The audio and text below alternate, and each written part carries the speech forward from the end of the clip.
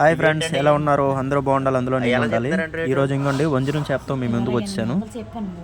చూడండి రేట్ ఎంత చెప్తుందో. మా వదిన గారు అయితే తక్కువకి అడిగారు. అది వర్తో కాదో కామెంట్ చేయండి.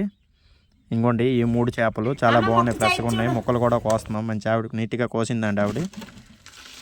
చాలా బాగున్నాయి. అలాగే మా వదిన గారే ఉల్లిపాయలు అవి కోస్తున్నారండి. వాళ్ళ ఇంటికి వెళ్ళామండి. వైజాగ్లో ఉంటారండి మా వదిన, మా అన్నయ్య గారి తోటళ్ళండి. చూడండి ఉల్లిపాయ అన్నీ వేపేసిన తర్వాత ముక్కలు అందులో వేయడం జరిగిందండి. తర్వాత చింతపండు పులుపు వేసామండి.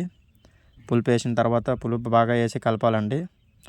నచ్చితే ఒక లైక్ చేసి కామెంట్ చేయండి. నా వీడియోలు చాలామంది చూస్తున్నారు కానీ చేయట్లేదండి. ఎప్పుడు కూడా చేపలు గరిటెట్టి కలపకూడదండి. ఇలా కిందకి దించి దాకని చుట్టూ ఇట్టి కలుపుకోవాలండి. అప్పుడే చేప అనేది ఎరక్కంట నీట్గా ఉంటుంది. ఇలా బాగా ఉడకాలి. ఉప్పు కారాలు అన్నీ వేసుకున్న తర్వాత చూపిద్దాం అనుకున్నాను కానీ అవన్నీ రెగ్యులర్గా అందరికీ తెలిసని చూపించలేదు. లాస్ట్లో ఇలా దగ్గరికి అయ్యేంత వరకు ఉడికించుకోవాలండి. ఉడికించిన తర్వాత ఒక ప్లేట్లో అన్నం పెట్టుకొని దానిపైన లైట్గా విగిరేసుకొని దాని మీద ఒక ముక్క పెట్టుకొని కలుపుకొని తింటే ఉంటుందండి.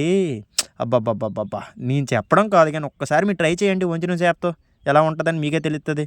ఆ ముక్క చూడండి.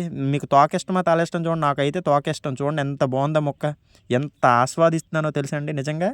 అది కూడా మీరు తింటే మీకు తెలుస్తుంది ఎంత బాగుంటుందో. అంటే నా నోటితో నేను చెప్తే అబ్బాయి వీడియో కోసం చెప్తాను అంటారు కానీ మీరు ఒకసారి ట్రై చేసి చూడండి.